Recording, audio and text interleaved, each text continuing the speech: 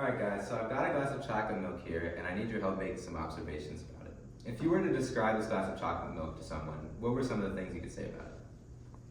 Yeah, Daniel. You could say it's brown. Great, yeah. So we could describe the color of it. So we could say color, which is brown. What about how it tastes? How does chocolate milk taste? Yeah, awesome. It tastes like chocolate. Yeah, it tastes like chocolate. It tastes pretty So good. we could say that we could describe the taste, right? And let's just say sweet. So the chocolate milk tastes sweet. Now, what if I wanted to describe to someone how heavy the chocolate milk is? How could I do that? Yeah. I would say it's like pretty light. It's pretty light, yeah. So we could describe the chocolate milk as heavy or light, but those are kind of relative terms. Is there any way we could be more specific? What could we do? You could weigh it. Yeah, exactly. So we could put the chocolate milk on a scale and weigh it. And I actually weighed this glass of chocolate milk right before class today. And it's about 0.64 pounds. Good. So I have one more question for you guys. What if this person wants to know how hot or cold this chocolate milk is? How could we describe that to them? I mean, Yeah, awesome. we could just take its temperature, right? Yeah, exactly. So we could measure its temperature.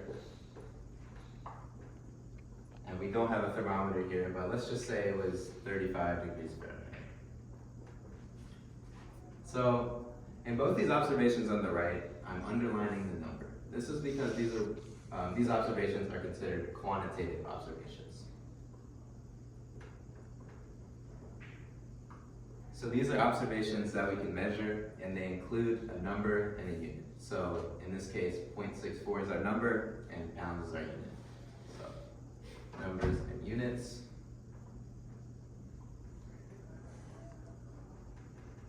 And these are things that we can measure. Now, for these two observations over here, can we measure the color of something? Mm-hmm. No, right. So these types of observations cannot be measured.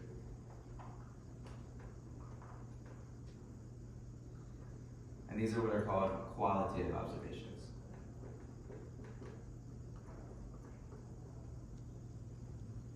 So with qualitative observations, we can make these observations using our five senses. So for example, we can see that the color of the chocolate milk is brown, or we can taste the chocolatey taste of the chocolate milk.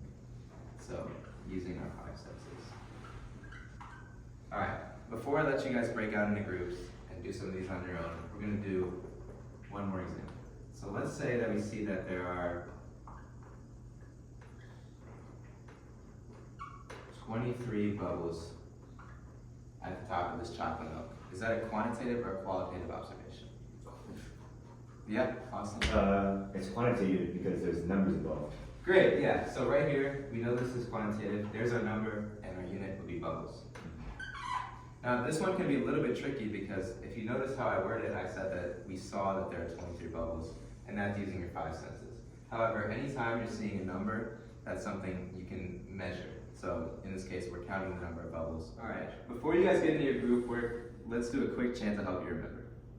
Sense is for qualitative, what do you see? Numbers for quantitative, measure with me. Now, let's do it where you guys repeat after me. Sense is for qualitative, what do you see? Sense is for qualitative, what do you see? Numbers for quantitative, measure with me. Numbers for quantitative, measure with me. All right, let's do it all together now. Sense is for qualitative, what do you see? Numbers for quantitative, measure with me. Awesome.